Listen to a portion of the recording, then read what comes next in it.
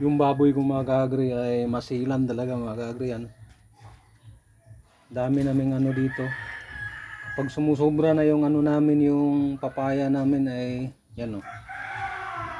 Pinapakain na lang sa baboy. Dami kasi dito mga kaagri, nag-ano lang. Sobrang hinog na. Kaya itong ano na to mga kaagri, pakain natin to sa baboy. Yan o, mga ano talaga yan mga kaagri.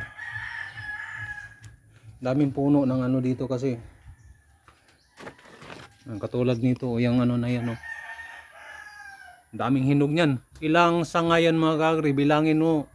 Nasa mga 10 yan o, nandun pa sa taas. Hindi, ano kasi dito mga kaagri, dito sa ano namin, lugar namin. Yung papaya dito kusa nang tumutubo. Bubunutin mo nga lang mga kaagri. Oh, katunayan mga kaagri, o papaya oh. Yan oh. Ang dami. Kaya bibigayan natin to sa ano. Bibigayan natin to sa alaga nating baboy na nagugutom na yun.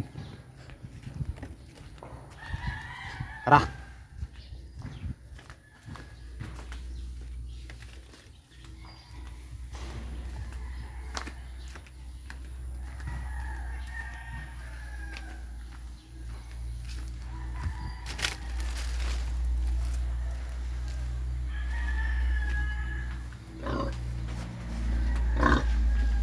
Yan.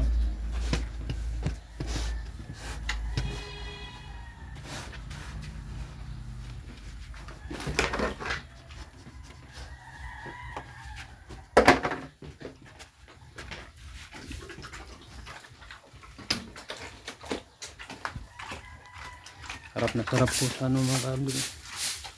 Kaso pa ika-ika doon. Pag gumagaling ang ano niya.